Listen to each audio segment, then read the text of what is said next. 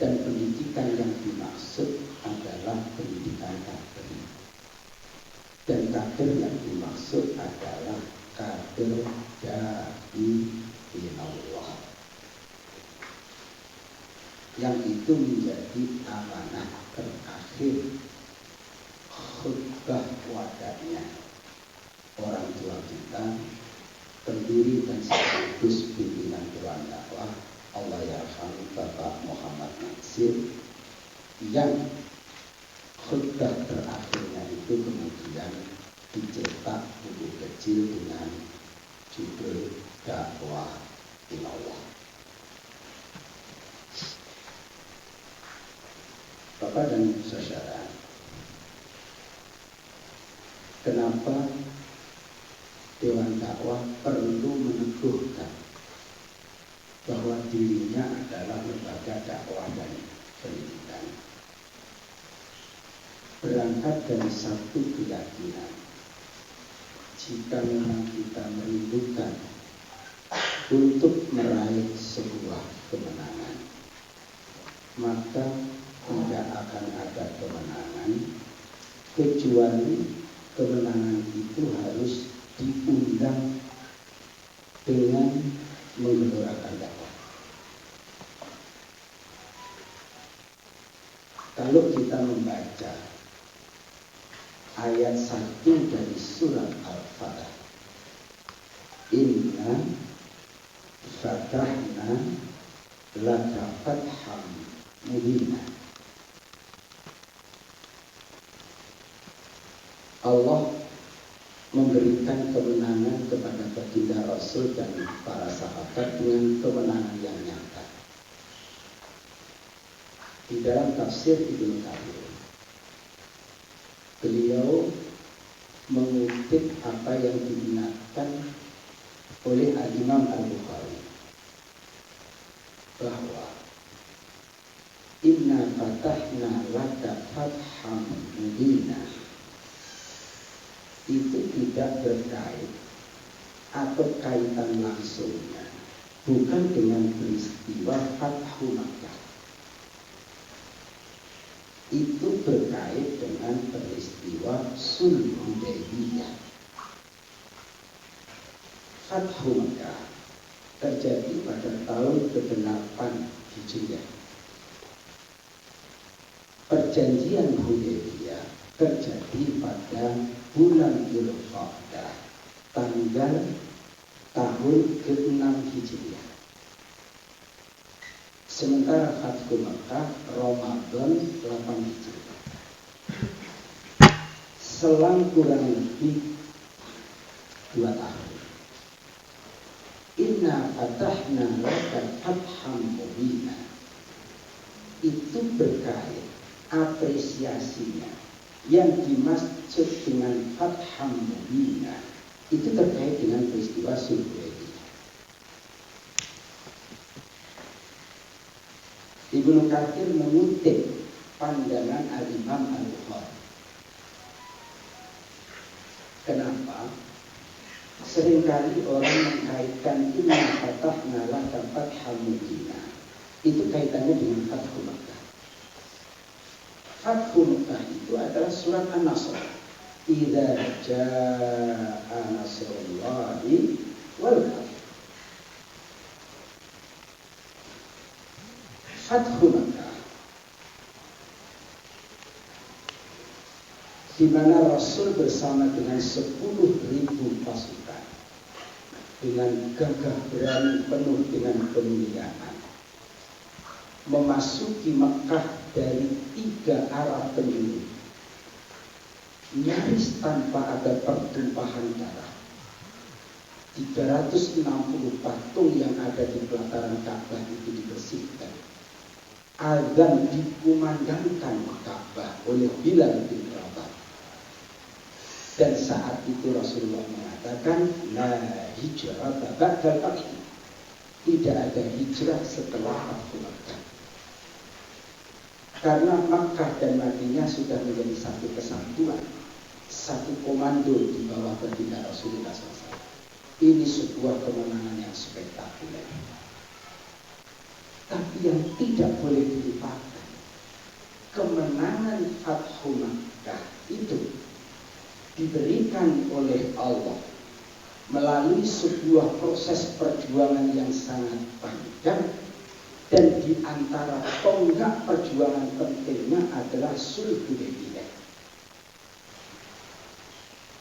Dengan bahasa lain, nggak akan mungkin ada Fathu Makkah kalau nggak ada Sulh Hudaybiyah. Peristiwa tahun depan.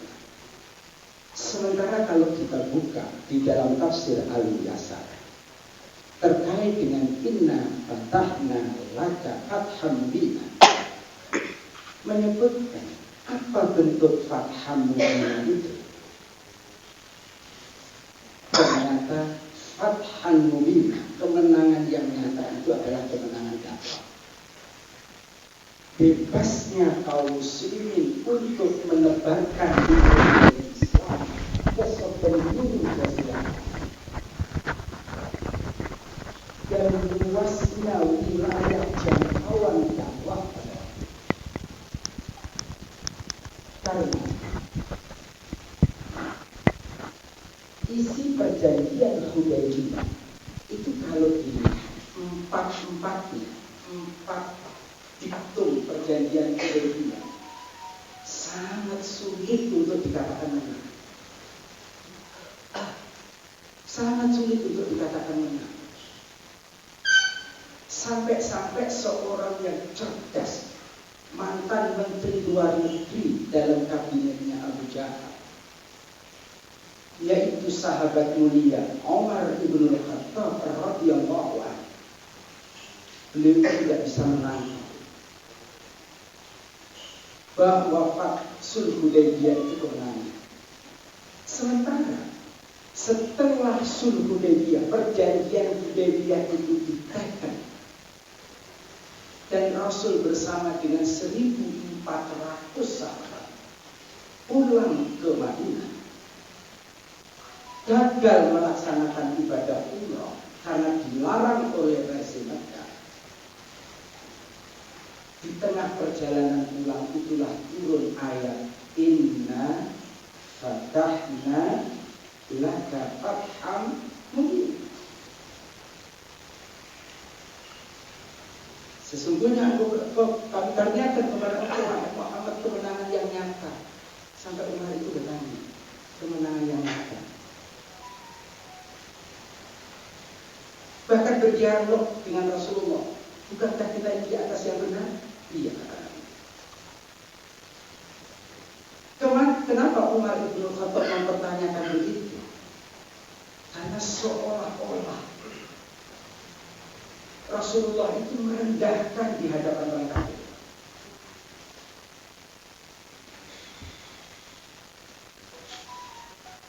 Sampai ada dia.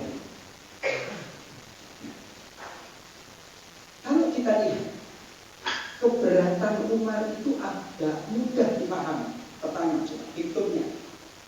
Pertama, isi perjanjian Hudaybiyah itu adalah gencatan senjata selama 10 tahun. Gencatan senjata selama 10 tahun. Biasanya yang namanya gencatan senjata itu akan diharapkan oleh mereka yang kalah. Bapak-bapak, pertempuran di zaman Nabi itu totalnya baik saraya maupun ghazawah 78 kali pertempuran selama 8 tahun. Baik perang besar maupun perang kecil langsung dipimpin oleh Nabi atau sifatnya ekspedisi. 78. Kira-kira sampai tahun ke-6 bulan Dzulqa'dah itu separuh pertempuran itu. Dan 90 sekian persen kemenangan diraih oleh kaum muslimin. Tiba-tiba harus menandatangani perjanjian gencatan senjata. Kaum muslimin pada saat itu sedang di atas angin, sedang dalam kemenangan, tapi Nabi tanda tangani, Nabi teken. Pertanyaannya, Lalu di mana letak kemenangan?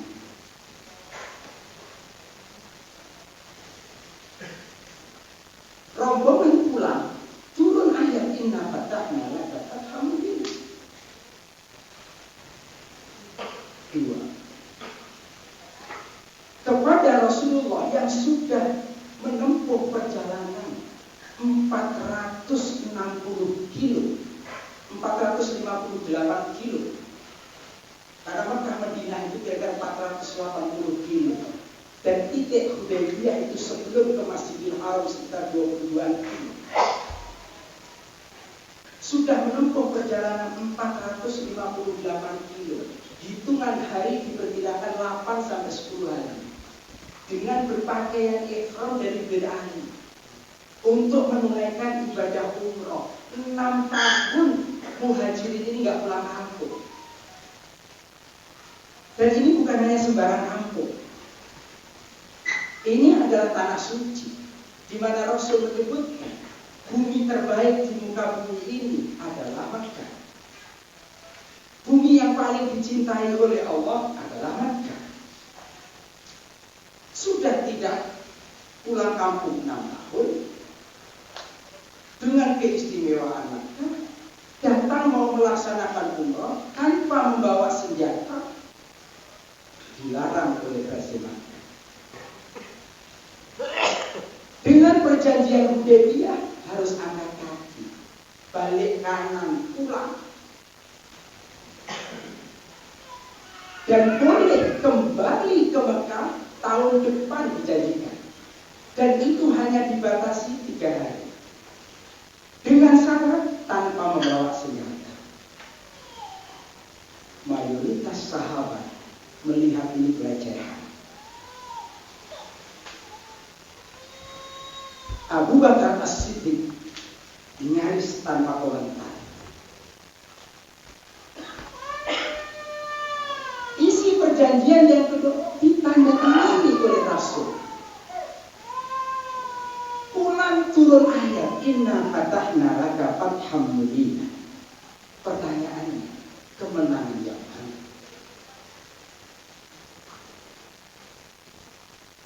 Yang ketiga. Isi perjanjian Hudaybiyah. Suku-suku yang ada di persekitaran Makkah dan Madinah diberikan kebebasan untuk berpihak. Apakah mau berpihak dengan rezim Makkah atau mau berpihak dengan Rasul dan para sahabat negara di Madinah? Dan mensepakati kalau sampai ada penyerangan terhadap suku yang terikat perjanjian dengan Makkah maupun Madinah, maka itu berarti akan menghadapi kekuatan Makkah atau Madinah. Barangkali dari empat perjanjian Hudaybiyah ini yang relatif seimbang. Ini yang relatif kalau boleh kita katakan adil. Yang keempat itu menohok lagi. Kalau ada orang Makkah pindah ke Madinah, maka wajib Rasulullah sebagai pemimpin Madinah untuk mengembalikan orang Makkah kepada keluarganya. Tapi kalau ada orang Madinah ke Makkah, maka penguasa Makkah tidak punya kewajiban untuk mengembalikan dia ke Madinah.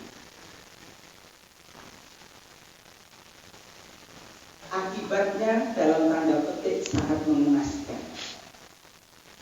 Diplomat dari Makkah waktu itu adalah Suhail bin Amr. Anak Suhail itu namanya Abu Jandal. Kita kenal sini Abu Jandal ya. Anaknya namanya Abu Jandal. Abu Jandal dari sejak dia masuk Islam diborgol sama ayahnya. Gak bisa keluar. Dia sangat rindu untuk ke Madinah. Ketika dia mendapatkan kabar ayahnya pergi dan mendapatkan selentingan bahwa Rasul bersama dengan 1.400 sedang ada di Hudaybiyah, dia berusaha dengan sekuat tenaga untuk bisa bertemu. Alhamdulillah, Allah berikan kekuatan bisa melepaskan walaupun dalam keadaan terborgol. Menyelinaplah ini yang namanya Abu Jandal ke dalam barisan 1.400. Saat itu Rasul baru mau tanda tangan. Suhaib melihat, kata Suhaib, ya Muhammad, itu tuh anak saya. Itu anak saya. Kau barusan tanda tangan. Itu anak saya. Maka engkau wajib mengembalikan itu kepada saya. Apa yang dilakukan oleh Nabi? Dengan sangat pedih. Nabi itu orang yang jujur dengan apa yang disepakati, walaupun dengan orang kafir. Nabi serahkan itu Abu Jandal kepada Nabi. Teriak Abu Jandal, apakah aku akan diserahkan kepada orang yang akan membahayakan imanku? Umar gak sabaran, dia ambil golok, dia deketin Abu Jandal, bunuh itu orang. Tapi Abu Jandal tenang, dia tidak menyalahkan Nabi walaupun berat, taat. Dan Rasul hanya bisa mendoakan kepada Abu Jandal, mudah-mudahan Allah akan memberikan pertolongan kepadamu dan kepada orang yang akan bersamamu. Nanti ini peristiwa sangat luar biasa, karena Abu Jandal ini pada akhirnya nanti bergabung dengan kelompok Abu Bashir. Anak-anak muda yang masuk Islam, dan dia mengambil di perbatasan antara Mekah dan Madinah, tapi mengambil posisinya di Mekah. Kalau ini kita lihat, pertanyaannya lagi, kita tidak sedang membahas tentang sulh Hudaybiyah, tapi saya ingin memberikan hantaran ini. Kenapa Dewan Dakwah meneguhkan sebagai lembaga dakwah dan pendidikan untuk meraih sebuah cita-cita kemenangan? Kalau kemudian ini diajukan pertanyaan lagi, di mana letak kemenangannya? Apakah yang seperti ini menang? Tapi ayat yang turun, inna fatahna fatahan mubina.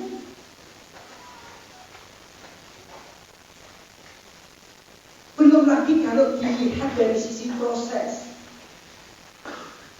Tadinya teksnya itu berbunyi, ini perjanjian antara Muhammad Rasulullah dengan Suhail bin Amr. Suhail ini diplomat. Kata Suhail, kalau tercantum nama Rasulullah di belakang, bukankah kita sekarang ini berpersoalan gara-gara ada itu? Kalau saya menandatangani ini selesai sudah. Justru karena ada Rasulullah di belakang, itulah persoalan. Tidakkah lebih adil kalau perjanjian ini antara Muhammad bin Abdullah dengan Suhail bin Amr? Dan ternyata apa yang dilakukan oleh Nabi? Nabi memerintahkan sekretarisnya untuk mengganti. Berat sekretarisnya termasuk Ali bin Abi Thalib. Rasul sendiri yang mengikut itu. Belum lagi yang kedua, ini teks diawali dengan Bismillahirrahmanirrahim. Kata Suhail, saya kenal itu. Kami mengenal Bismillahirrahmanirrahim. Karena Bismillahirrahmanirrahim ini juga yang dipakai untuk menulis embargo ekonomi, politik dan sosial, hisar siasi, wal iktisadi wal ijtimai, yang mengembargo Rasul dan para sahabat Banu Hashim khususnya 2 sampai dengan 3 tahun. Bukan Bismillahirrahmanirrahim. Rasul ganti Bismillah. Umar berat sekali melihat sangat kritis. Belum lagi kalau orang pakai kain ihram ada protokolnya. Untuk melepaskan kain ihram karena nggak jadi umroh, karena situasi kondisi tidak memungkinkan, maka tidak bisa langsung dilepas dan kemudian batal. Harus ada protokolnya, harus ada tahallul. Karena nggak jadi umroh harus bayar dam, harus cukur rambut, harus bayar dam. Rasulullah perintahkan kepada para sahabat untuk nyembelih kambing dan kemudian untuk potong rambut. Waktu itu tidak bergeming satu pun sahabat melakukan. Rasulullah kesulitan, Rasulullah masuk ke dalam tenda. Alhamdulillah waktu itu yang membersamai istrinya namanya Ummu Salamah. Ummu Salamah itu kasih ide cerdas sama Rasulullah. Rasulullah tidak usah pakai bicara, Rasulullah bilang saja, minta salah satu di antara mereka untuk menunjukkan rambut Nabi dan Rasul potong kita. Rasul lakukan itu tanpa bicara dan semua para sahabat taat melakukannya. Walaupun berat, tapi sahabat itu tetap taat kepada Rasul. Lalu kemudian ternyata lagi-lagi pulang setelah peristiwa ini turun ayat Inna Fatahna Laka Fathan Mubina. Pertanyaannya adalah kemenangan seperti apa? Kita akan bisa menjawab pertanyaan ini kalau kita mengkaji. Kita mengkaji peristiwa yang terjadi dari sejak tahun ke-6 sampai tahun ke-8. Dari Sulh Hudaybiyah sampai tahun ke-8. Kita buka, kita akan menemukan jawaban di mana sebenarnya letak kemenangan. Di dalam kesempatan ini, saya kira saya ingin menyebutkan kata kuncinya. Kemenangan yang dimaksud adalah kemenangan dakwah. Rasul pulang ke Madinah, Rasul tidak sia-siakan waktu dan Rasul langsung tugaskan semua dai yang ada di Madinah untuk bergerak keluar dari Madinah, berdakwah ke berbagai pelosok negeri saat itu. Berdakwah di pasar, berdakwah di jalan, berdakwah di tepi pantai, termasuk mengirim surat ke berbagai kepala-kepala negara. Dan itu terjadi dengan aman. Terjadi dengan aman. Sampai pun kemudian ketika orang-orang kafir hendak menyoal, dia ingat perjanjian. Dia ingat perjanjian. Untuk sebuah kelancaran dakwah, Rasul siap melakukan semua itu perjanjian. Dan ini berbuah hasil luar biasa. Karena nanti ternyata orang kafir itu tidak akan siap untuk sabar. Dalam tanda petik, menjelang 2 tahun berlangsung, ternyata ada suku yang main mata dengan penguasa Makkah, dibantu senjata, dan ketika ada seorang dai yang sedang mengajar ngaji di satu titik malam-malam diserang, dan intelijen baginda Nabi menemukan bahwa itu ada hubungannya dengan Makkah. Inilah sebab kenapa Rasulullah membawa 10.000 pasukan dengan penuh kerahasiaan dari Makkah, dari Madinah menuju Makkah, dan terjadilah peristiwa Fathu Makkah. Tadi Abu Jandal yang bergabung dengan Abu Basir, cerdas mereka. Abu Basir ini tadinya lari ke Madinah. Begitu lari ke Madinah, keluarganya memberikan informasi kepada penguasa Makkah. Segera kirim surat kepada Rasulullah. Ada yang lari ke Madinah. Dan Rasulullah kemudian lihat waktu itu di sholat di Masjid Nabawi, lihat ada Abu Basir. Dan ada utusan datang. Diserahkanlah Abu Basir kepada utusan. 2 orang jawab, Abu Basir jawab. Kan ini diserahkan. Begitu di tengah perjalanan dengan berbagai loginya Abu Basir itu dengan izin Allah dapat mengambil satu senjata dari 2 orang ini dan langsung diselesaikan satu kemudian lain. Abu Basir pun tidak ingin merepotkan Nabi. Akhirnya Abu Basir mengambil posisi di Makkah, perbatasan dengan Madinah, dan Abu Jandal berkumpul di situ. Dan kemudian ini peristiwa semakin banyak orang dan merepotkan orang-orang Makkah. Dan ketika Fathu Makkah ini bergabung sampai yang nama anaknya Abu Jahal, Ikrimah bin Abu Jahal, itu ketika kemudian melarikan diri, dia masuk dalam daftar blacklist, dia melarikan diri setelah peristiwa Fathu Makkah, dikejar sama sahabat. Ikrimah itu masuk ke kampung ini sudah muslim, masuk ke kampung ini sudah muslim, lari lagi ke tempat lain, tempat itu sudah muslim. Lalu kemudian sahabat itu mengatakan, mau kemana lagi kau wahai Ikrimah? Saat itulah hidayah datang. Ikrimah ini masuk Islam, anak Abu Jahal, dan Ikrimah inilah nanti yang menyelesaikan Musailamah al-Kadzdzab, yang mengeksekusi dua, Ikrimah dengan Al-Wahsy, pembunuh Hamzah. Jadi Bapak-bapak dan saudara, ini kemenangan dakwah. Inna fatahna laka fathan. Dan tidak mungkin Rasul kembali ke Madinah dan bisa menggerakkan dakwah ke berbagai titik tanpa ada kader-kader dai yang sudah disiapkan selama ini. Nyaris pada tahun itu, antara tahun ke-6 sampai tahun ke-8, laki-laki di Madinah itu nyaris kosong. Semuanya bertugas menebarkan dakwah, dan terjadi lonjakan jumlah yang luar biasa pada saat itu. Karena itulah maka Dewan Dakwah Islamiyah Indonesia, dan kalau kita semua merindukan untuk meraih kemenangan di periode sekarang ini, Dewan Dakwah ingin kembali meneguhkan bahwa Dewan Dakwah adalah lembaga dakwah dan pendidikan, dan pendidikan yang dimaksudkan adalah pendidikan kader dai ilallah.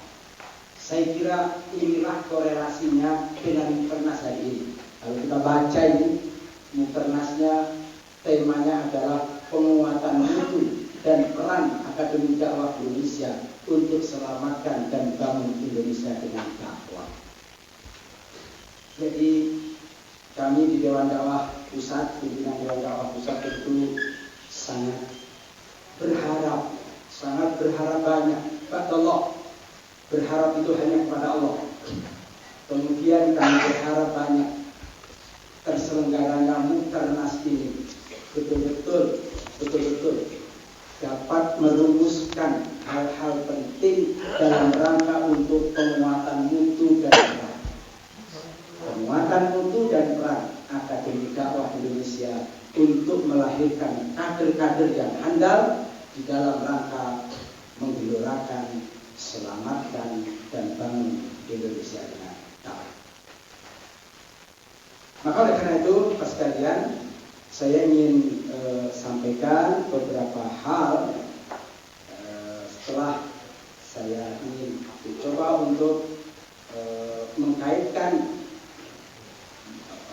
semangat Mukernas ini dengan Mukernas Dewan Dakwah yang diselenggarakan beberapa waktu lalu di Padang. Karena apapun baiknya program yang akan dirumuskan oleh Dewan Dakwah, saya kira pada akhirnya inti daripada dakwah itu adalah keberadaan dai. Dan dai itu sudah dirumuskan dengan karakter dai ilallah. Saya kira itulah pentingnya acara pada Mukernas sekarang ini. Pas sekalian, maka saya ingin menyampaikan beberapa hal. Pertama, nanti di dalam merumuskan di dalam Rakernas ini, saya ingin mengingatkan beberapa hal. Pertama, jangan dilupakan posisi dan peran Dewan Dakwah di tengah umat yang sudah dirumuskan dalam Sarasehan di tahun 2006 yang lalu. Yaitu ada 5, dan 5 ini saya kira baik di masing-masing hati kalau bisa dicetak untuk mengingatkan semuanya. 5 posisi dan peran Dewan Dakwah di tengah umat dan bangsa. 1, pengawal akidah. 2, penegak syariat. 3, perekat umat. 4, pengawal keutuhan NKRI. 5, penggiat solidaritas dunia Islam. 5 inilah yang menjadi amanah selama ini dari orang-orang tua. 5 inilah yang dilakukan oleh orang-orang tua kita, sekaligus juga 5 inilah posisinya Dewan Dakwah di tengah umat dan bangsa. Jadi 1, pengawal akidah. 2, penegak syariah. 4, perekat umat. 5, penjaga NKRI. Dan yang kelima adalah penggiat solidaritas dunia Islam. Saya kira tidak di sini tempatnya untuk mengkaji 5 ini. Dan 5 ini saya hanya ingin ingatkan kembali, ingin sebutkan 5. Maka kaderisasi yang dilakukan oleh Akademi Dakwah Indonesia untuk melahirkan dai-dai ilallah, saya kira dalam konteks Dewan Dakwah diharapkan selaras dengan 5 ini.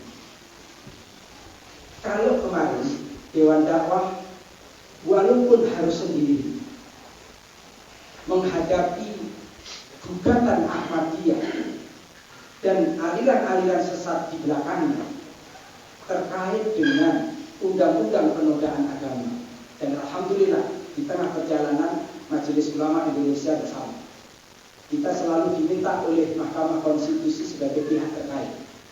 Kalau kemudian kita pada akhirnya harus menghadapi, dan alhamdulillah untuk yang kedua kalinya upaya pemgugatan atas undang-undang penodaan agama itu dibatalkan, dan kemudian Dewan Dakwah dengan 14 pengacaranya harus maju, berhari-hari bekerja untuk itu, berbulan-bulan bekerja untuk itu dalam rangka pengawalan. Kita nggak bisa bayangkan kalau ini dikabul. 10 kriteria yang telah ditetapkan oleh Majelis Ulama Indonesia untuk menyebut sebuah aliran itu kemudian dikabul, itu bagaimana? Ini dalam rangka pengawalan akidah, sehingga kita tidak lagi bisa berbicara tentang syiah. Kita tidak lagi berbicara kalau orang kemudian misalkan menyebutkan dirinya nabi. Kalau kemudian kita nyatakan itu adalah salah, maka kita lah yang salah. Kemudian hari ini masih terus berjuang untuk menghadapi soal nikah beda agama, dan sudah sidang yang keempat. Semua ini dilakukan dan selalu mengajak kepada ormas-ormas yang lain. Ini dilakukan dalam rangka melaksanakan perannya sebagai pengawal akidah. Tentu tidak dalam rangka membahas ini, tapi bolehlah saya mau sebutkan. Kalau kemudian Dewan Dakwah itu yang ketiga adalah perekat umat, dan saya kira ini perlu terus diteguhkan. Memang cukup menarik. Allah yarham Bapak Muhammad Natsir, itu muridnya Ahasa. Amaliyahnya persis. Lebih dekat amaliannya dengan Muhammadiyah. Muridnya Tuan Ahasa. Tapi alhamdulillah piawai terus punya semangat untuk membangun komunikasi dengan saudara-saudara kita di Nahdlatul Ulama. Bahkan beberapa kasus misalkan menyelesaikan, ya ini plus minus Muhammadiyah dengan segala banyak kelebihannya, NU dengan segala banyak kelebihannya. Mungkin itulah peran yang bisa dimainkan oleh Dewan Dakwah menghadapi kristenisasi di Cilacap misalnya. ketika kemudian isunya NU yang mengajak, Muhammadiyah agak berat. Ketika Muhammadiyah yang ngajak, kelihatannya NU agak berat. Tapi ketika Dewan Dakwah yang mengajak, alhamdulillah semuanya bisa bersama-sama. Barangkali disitulah yang bisa dilakukan. Tentu dengan segala kelebihan masing-masing, dengan segala kekurangan yang ada di Dewan Dakwah. Tetapi harus ditegaskan bahwa upaya yang seperti itu bukan kemudian dengan membenarkan yang salah. Dewan Dakwah itu Ahlus Sunnah wal Jamaah, cuma lingkarannya agak lebih besar. Karena Dewan Dakwah itu Al-Majlisul A'la. Al-Majlisul A'la diterjemahkan dengan dewan. Tafakulan sebenarnya.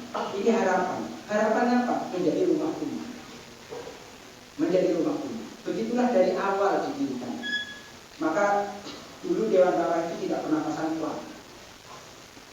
Dan ketika di beberapa tempat yang memungkinkan kalau atas nama Muhammadiyah, dia nama Muhammadiyah. Nanti Dewan Dakwah harus dukung. Kalau lebih atas nama yang lain. Di zaman Pak Nasir. Tetapi atawasi berhak, atawasi kesopanan yang tegak. Dan Pak Nasir itu dalam disertasinya Dr. Amal, pimpinan Gontor disebutkan tokoh salafi di Indonesia. Pak Nasir itu sama. Istilah manhaj salafus saleh, setahu saya di Indonesia pertama kali yang menyuarakan di Kramat Raya Kami istilah manhaj salafus saleh oleh Ketua Majelis Fatwa Dewan Dakwah Ustadz Dahlan Basri atau Majelis Fatwa di zaman Pak Nasir. Beliau tamatan dari Madinah, tamatan dari Mesir. Dulu bahkan ada mata kuliah khusus, yaitu mata kuliah manhaj salafus saleh. Kalaulah misalkan ada teman-teman salafi sekarang mungkin cara berdakwahnya kurang pas, jangan sampai kita ini kemudian nanti anti terhadap manhaj salafi. Jadi penting untuk disampaikan, Libya hadir lewat tangan Allah yang Pak Nasir. As-Safwa dengan dai-dainya di berbagai seluruh Nusantara, pintu masuknya Dewan Dakwah. Tapi nanti buku-buku Ikhwan Muslimin awalnya yang menerjemahkan adalah Dewan Dakwah.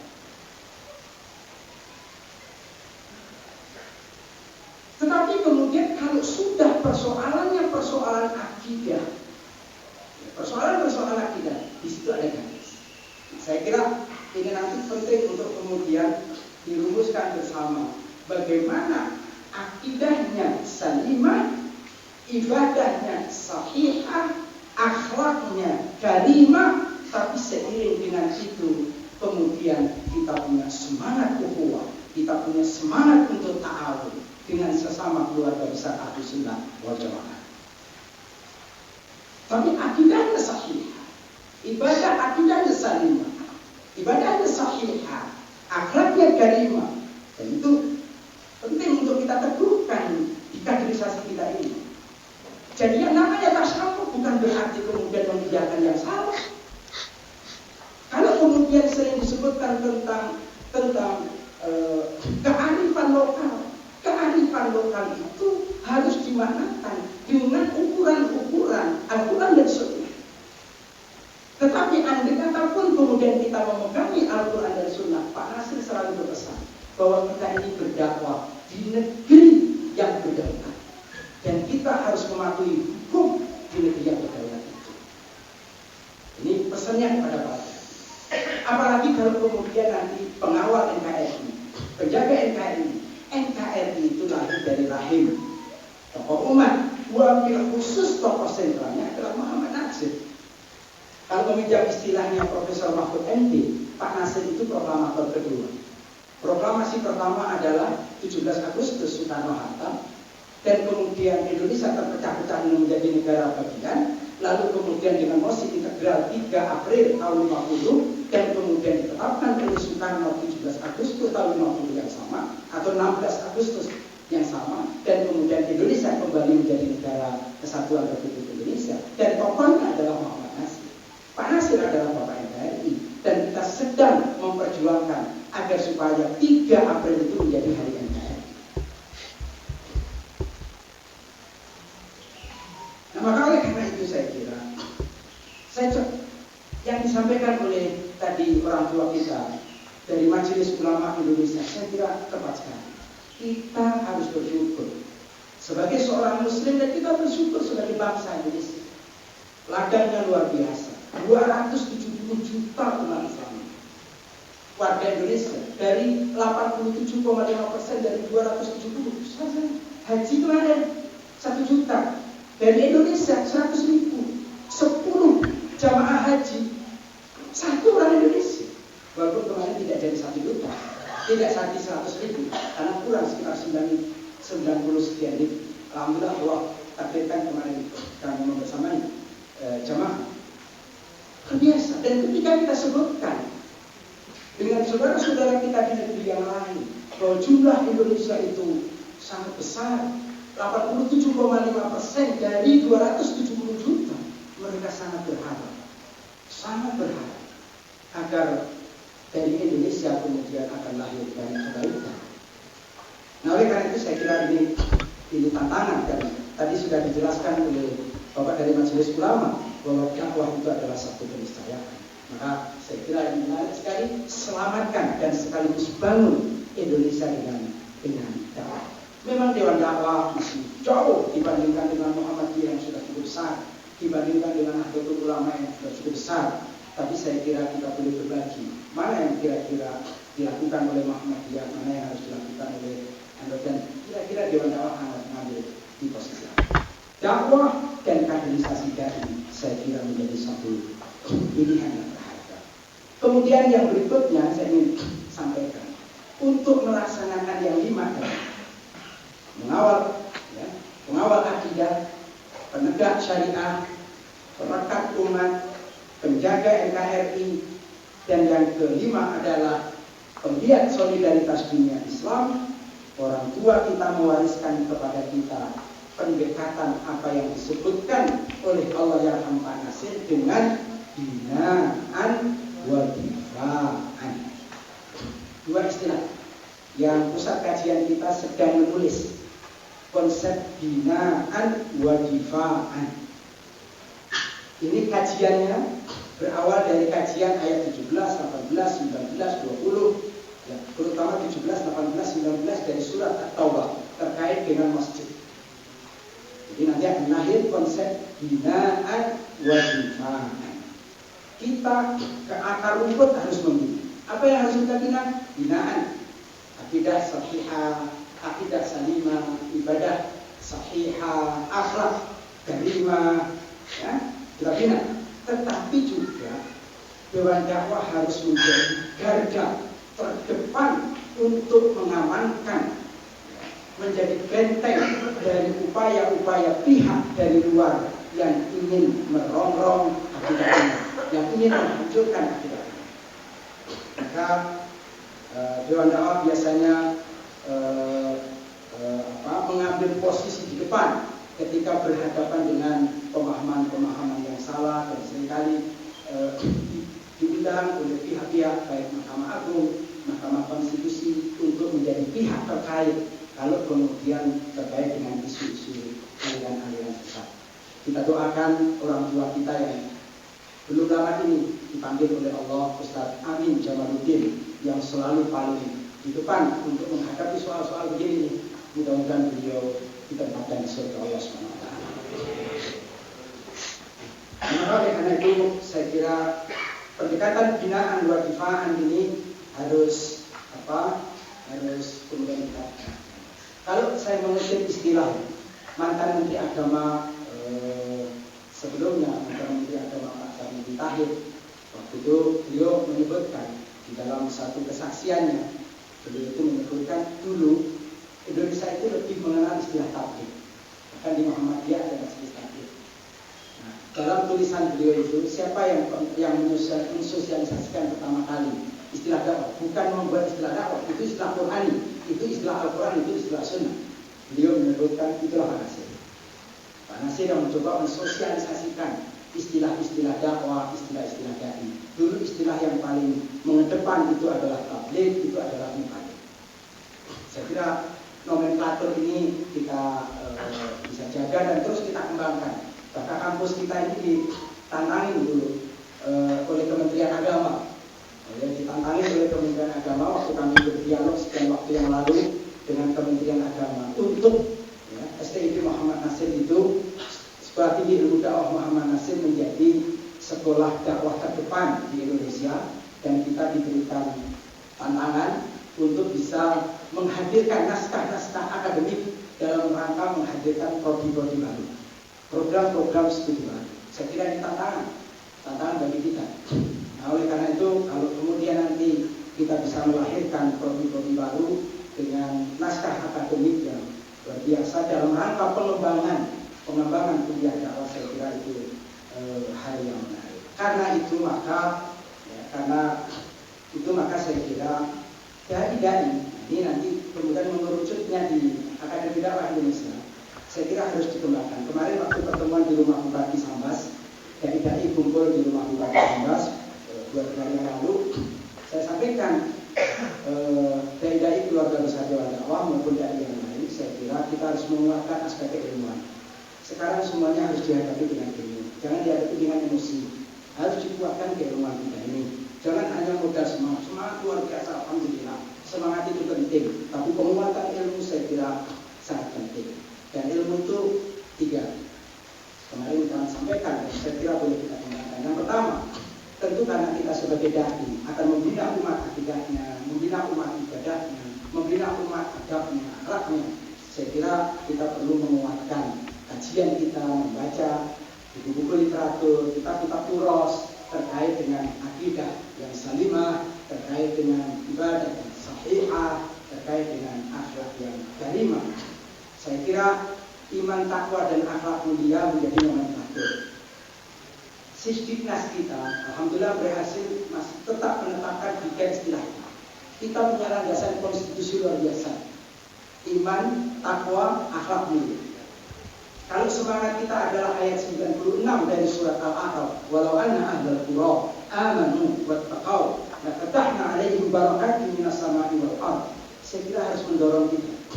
Kalau kita rindu sebagai bangsa untuk makmur, untuk baldatun thayyibatun wa rabbun ghafur, datang keberkahan Allah dari langit, muncul keberkahan Allah dari bumi. Tidak ada kata lain. Berdasarkan nas jelas 96 dari surat Al-A'raf, kita harus hadirkan iman dan takwa.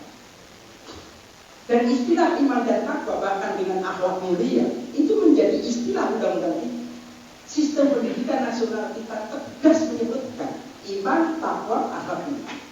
Maka saya kira dai-dai yang akan dilahirkan oleh Akademi Dakwah Indonesia adalah dai-dai yang siap untuk mengusung dan membina umat itu dengan iman, takwa, dan akhlak mulia. Kalau itu yang dilakukan, Masya Allah, punya andil besar untuk mengundang keberkahan Allah, keberkahan yang muncul dari langit, keberkahan yang akan tumbuh dari bumi. Dan ini tentu amanah.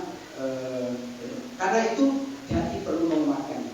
Nah, yang kedua, selain menguatkan soal ulum syar'i, akidahnya, ibadahnya, akhlak mulianya, sama yang kedua perlu menguatkan pengetahuan tentang fikih wajib, fikih realitas. Dan Dewan Dakwah kaya untuk itu. Kita ini alhamdulillah Allah berikan warisan itu 3 Allah wariskan. Allah karuniakan warisan 3. Keluarga besar Dewan Dakwah 3. 1 warisan keteladanan. Setiap kali orang bicara Pak Nasir, mau yang suka, mau nggak suka, mau muslim, mau kafir, selalu menyebutkan tentang keteladanan luar biasa. Pak Syah, itu luar biasa. Tokoh-tokoh kita, Pak Burhanuddin Harahap, dan disebutkan tokoh-tokoh teladan luar biasa. Jadi kita ini punya kekuatan itu. Sama yang kedua, pendiri negeri ini, pendiri Dewan Dakwah itu adalah pendiri negeri ini. Pendiri Dewan Dakwah adalah pendiri negeri. Dan kita tidak ada persoalan. Tidak ada masalah di Dewan Dakwah korelasi antara negara dan agama. Tidak ada masalah korelasi antara Islam dengan kebangsaan. Kita sudah tidak ada masalah. Tinggal bagaimana kita menggali yang mudah-mudahan. bukunya Pak Syaf, bukunya Pak Nasir banyak. Maka selain warisan keteladanan, kita juga diwarisi intelektual. Bapak-bapak, kita mewarisi intelektual, dan itu kita bisa lacak di buku-buku mereka.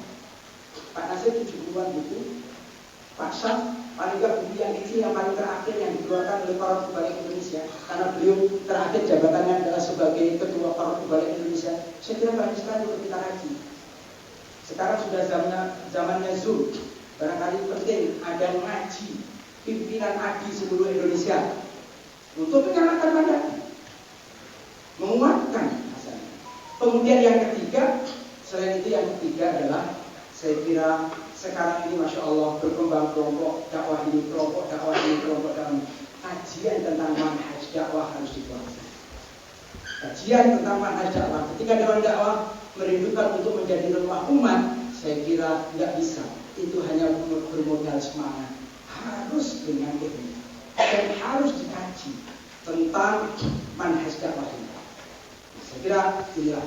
Oleh karena itu usul konkret di Mukernas ini mudah-mudahan nanti bisa menjadi rumusan bagaimana ADI forum Mukernas ini sepakati misalkan bersama gitu ya. Ini usulan agar supaya apa? Mengembangkan perpustakaan ADI. Perpustakaan yang bukan hanya ada buku, tapi perpustakaan itu hidup dengan program-program perpustakaan. Ke depan kader-kader kita harus kita ajak untuk disiplin secara keilmuan. Prinsipnya sudah jelas. Al-ilmu qabla al-qaul wal amal. Al-Imam Al-Bukhari menyebutkan al-ilmu qabla al-qaul wal amal. Ilmu itu sebelum berkata dan bertindak. Saya kira maraknya gerakan dakwah ini, beragamnya itu harus. Dan untuk itu kalau masing-masing ADI misalkan forum ini kemudian disepakati masing-masing ADI dengan anggaran sekian ratus juta untuk melahirkan perpustakaan. Tapi perpustakaan itu perlu juga kemudian harus hadir seorang mentor perpustakaan. Alhamdulillah kalau kami di pusat ada mentor kami, dan mentor kami sampai pun hari ini hadir bersama kami. Ya, Masya Allah. Jadi kalau saya sering menyebutkan sama beliau itu kalau dipanggil beliau siap-siap mau diomelin. Kalau nggak diomelin sebulan ya kangen. Mentor kami, mentornya Pak Daud Gunawan. Beliau ada di tengah-tengah kita. Masya Allah. Harus ada mentor. Mentor bukan mentor itu kemudian, tetapi yang akan membimbing kita dalam membaca buku dan lain sebagainya. Dan harus dikembangkan forum-forum mudzakarah. Forum-forum mudzakarah di perpustakaan. Saya kira kalau kemudian kita ada perbedaan, janganlah cepat dikedepankan emosi. Kita ini adalah rumah umat, kita ini perekat, kita ini semuanya harus kita bicarakan secara keilmuan. Kita bicarakan secara keilmuan. Akademi Dakwah Indonesia adalah lembaga intelektual. Saya kira kita harus membiasakan untuk menyelesaikannya dengan ilmu. Saya kira itulah beberapa poin yang bisa disampaikan dalam acara ini. Mudah-mudahan yang sedikit ini ada manfaatnya. Akhirnya kami sekali lagi ingin mengucapkan selamat kepada teman-teman pimpinan Akademi Dakwah Indonesia 28 dari seluruh Indonesia yang hadir. Selamat untuk bermusyawarah. Mudah-mudahan 2 hari ini akan menghasilkan sesuatu yang luar biasa. Insya Allah bukan untuk kita, tapi untuk kebaikan umat dan bangsa ini ke depan. Sudah barang tentu untuk diri kita dan juga keluarga kita. Kita haturkan rasa hormat setinggi-tingginya kepada orang tua kita dari Majelis Ulama Indonesia, dari Muhammadiyah, dari Parmusi, dan mungkin juga dari yang lain yang saya mungkin belum bisa menyebutkan. Masya Allah, mudah-mudahan, dan ini saya kira menjadi contoh ke depan kalau ada acara-acara di manapun, kita berharap, dan itu karakteristiknya Dewan Dakwah, selalu harus bersama dengan lembaga dakwah. Kalau perlu dan kalau yang lebih maslahat untuk dakwah. Yang maju itu saudara kita. Kenapa kok saudara kita yang maju? Kita backup. Kita backup. Dan harus selalu diajak. Karena Dewan Dakwah itu al-majlisul a'la. Menurut pengonsepnya ini tafaulan. Ada harapan mudah-mudahan menjadi rumah umat.